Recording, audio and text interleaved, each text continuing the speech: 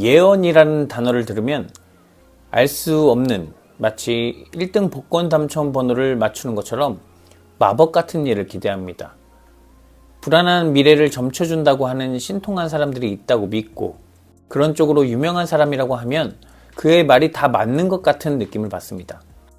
이런 경우는 예언이 아니라 심리적으로 불안한 사람들에게 안정감을 주는 임시 처방이라고 해야 정확합니다. 차라리 진정한 예언은 공부하지 않으면 원하는 일을 할 수 없다, 운동하지 않고 먹기만 하면 살찐다 라고 할 수 있습니다. 예언은 확실한 데이터를 기반으로 할 때 신뢰를 얻을 수 있습니다. 성경에 등장하는 예언자들도 이렇게 예언했습니다. 예언자는 미래를 점치는 사람이 아니라 하나님의 말씀을 대언하는 사람이라는 의미입니다. 이들의 예언은 청중을 듣고 싶은 말로 안심시킨다거나 그들의 욕망을 읽고 헛된 희망을 심어주는 방식이 아니었습니다. 그들은 하나님의 말씀에 대한 이해도가 높았고 하나님과 멀어진 백성들이 지금 당장 고쳐야 할 점들을 말했습니다. 대표적으로 우상 숭배에 빠진다거나 가난한 자를 착취한다거나 하나님보다 제국을 의지하는 태도입니다. 시한부 환자에게 인생의 마지막을 잘 정리할 수 있게 해주는 방법은 그가 곧 죽을 것이라는 있는 그대로의 사실을 전해주는 데에서부터 시작합니다. 슬픈 소식이라고 해서 죽음을 부정하고 노력하면 살 수 있다고 하면 주변 정리도 하지 못한 채 삶을 마감할 수 있기 때문입니다. 예언자들은 숨기지 않고 백성들을 비판했습니다. 그런데도 백성 대부분은 그들의 예언을 듣지 않았습니다. 자신들이 원하는 대답이 아니었기 때문입니다. 구약의 예언자들은 하나님의 공의와 심판, 그리고 언약을 충실히 선포했습니다. 그들은 백성이 죄에서 돌이키지 않을 때 멸망할 것을 경고했고 회개하지 않은 이스라엘은 결국 멸망했습니다. 여기에서 한 가지 질문을 할 수 있습니다.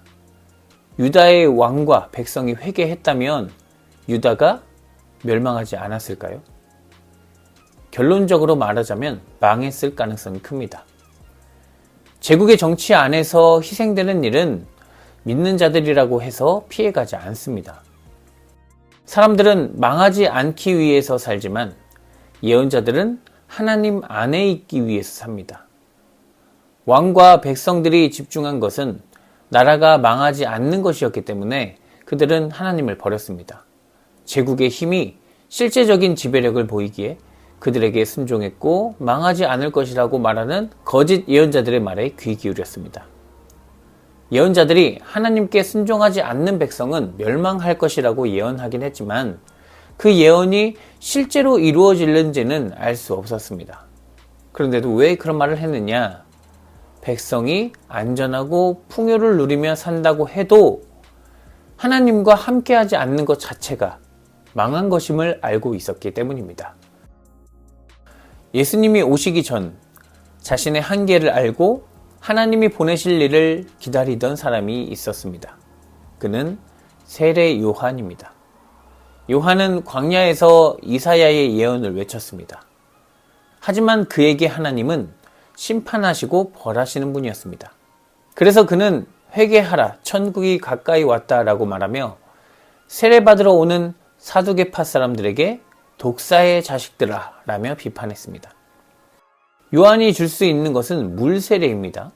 이것은 인간의 결단과 노력으로 받을 수 있습니다.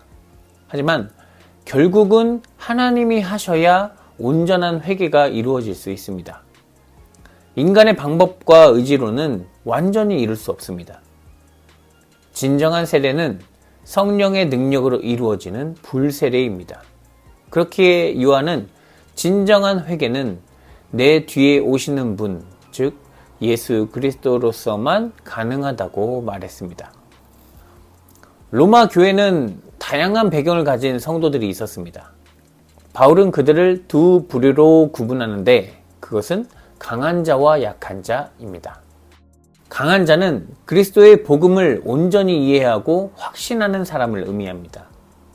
바울의 관점에서 하나님을 온전히 아는 사람은 우상에게 바쳐진 고기를 먹을 수 있습니다.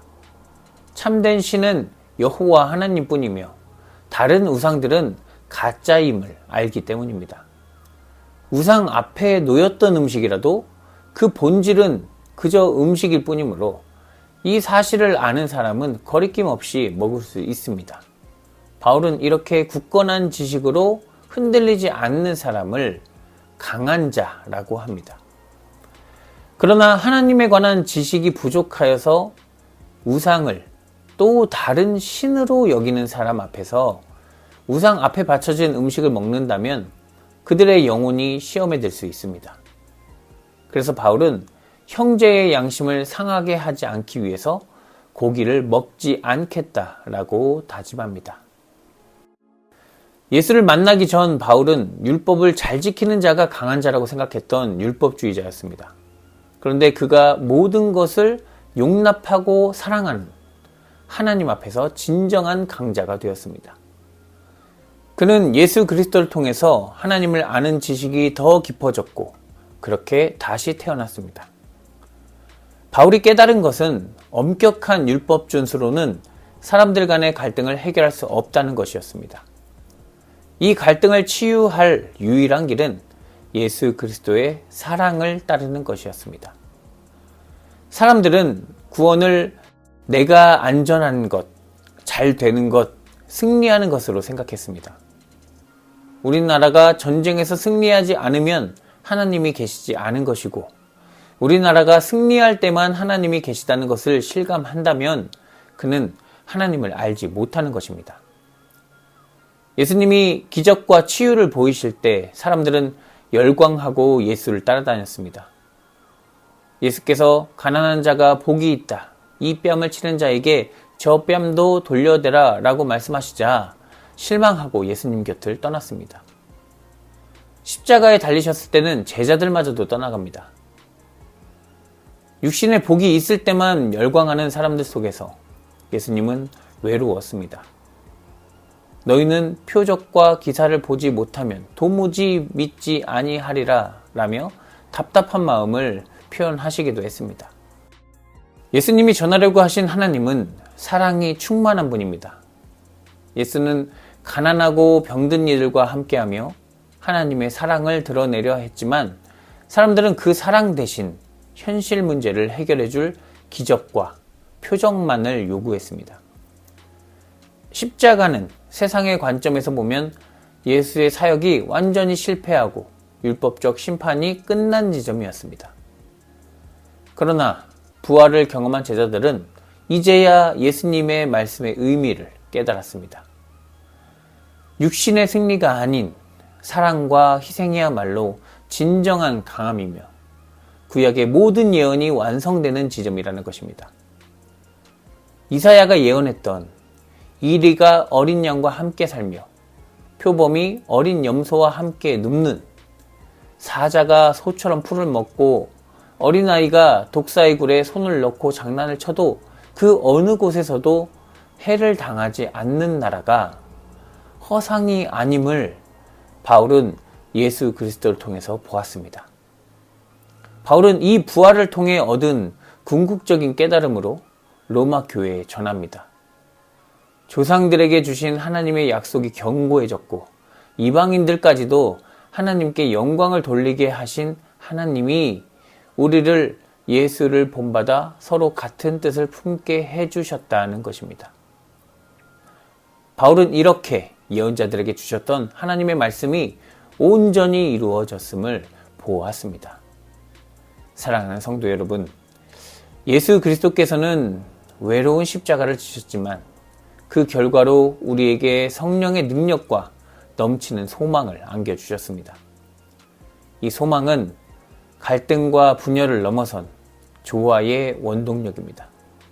우리가 해야 할 일은 이 소망 안에서 서로를 받아들이고 한 마음과 한 입으로 하나님께 영광을 돌리는 것입니다.